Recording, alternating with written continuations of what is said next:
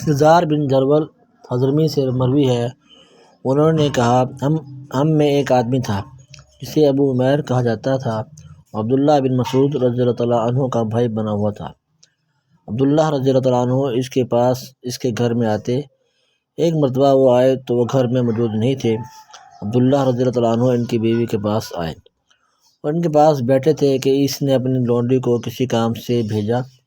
اس نے دیر کر دی، تو کہنے لگے اس نے دیر کر دی، اللہ اس پر لعنت کرے۔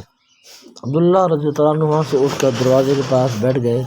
کچھ دیر بعد ابو عمیر آئے تو انہوں نے عبداللہ رضی اللہ عنہ سے کہا،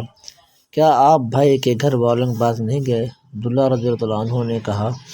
میں نے ایسا کیا تھا، لیکن اس نے اپنی لونڈی کو کسی کام سے بھیجا، اس نے دیر کر دی تو اس نے اس پر لعنت بھیجی، اور میں نے رسول اللہ صلی اللہ علیہ وسلم سے سنا فرما رہے تھے، جب لعنت کسی کے منہ سے نکلتی ہے تو وہ دیکھتی رہتی ہے،